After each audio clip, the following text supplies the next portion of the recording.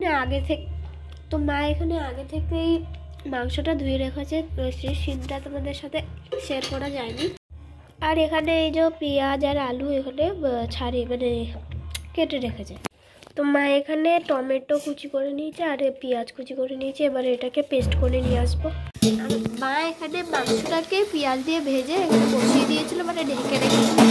আর এখানে আলুগুলো ভাজা হয়ে গেছে, এখন এটাকে ভালোভাবে কষিয়ে দেবে।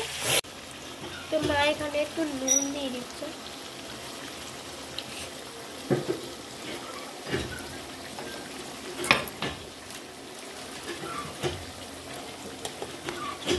এক চামচ হলুদ, 2 চামচ, 1 চামচ জিরের গুঁড়ো, 1 চামচ ধনিয়ার গুঁড়ো। এবার এটাকে ভালোভাবে মিক্স করে দেবে আর এই পেস্টটাকে দিয়ে দেবো। এতে মা লঙ্কার গুঁড়ো দিয়ে কষিয়ে নিচ্ছে একটু। লঙ্কার গুঁড়ো দিয়ে দিয়েছি, তখন দেখাওনি। ঢেকে দিচ্ছে কিছুক্ষণের জন্য। তো এবার আমি লেয়ারগুলো করে নিচ্ছি। আমাদের ভাতগুলোও কিন্তু একদম ঝরঝরে হয়ে গেছে। লেয়ারগুলো ভালো করে দিয়ে ভালো করে। তো আমি এবার দেখো এই যে বিরিয়ানির লেয়ারটা বানিয়ে নিচ্ছি। যে কি লেয়ারটা আমার এর আগে চ্যানেলে বিরিয়ানির ভিডিও দেওয়া আছে, তোমরা চাইলে প্লিজ দেখে নিও। ওর জন্য আমি মানে অল্প অল্প করেই তোমাদেরকে দেখালাম, ঠিক আছে?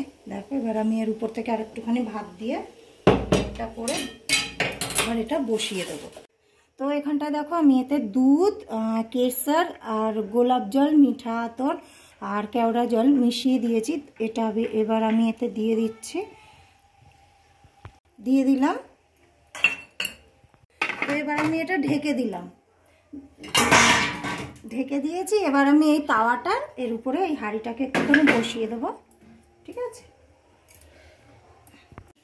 তো এখানটা দেখো এই যে তাওয়াটার তলায় মানে উপরে কিন্তু আমি এইটা বসিয়ে দিয়েছি হাঁড়িটাকে গরম হওয়ার জন্য। তো এবার আমরা খেতে বসে পড়েছি। তো দেখো পম্পা মাসি, আমি, সোমেন মামা। তো মা একটু পরে খাবে, কারণ মা সবার ভাত বেড়ে দিচ্ছিল তো ওর জন্য। তো যদি ভিডিওটা ভালো লাগে অবশ্যই একটা লাইক, সাবস্ক্রাইব আর কমেন্ট করে দেবে, আর সবার সাথে শেয়ার করে দেবে ভিডিওটা যদি ভালো লাগে। তো এবার জন্য টাটা।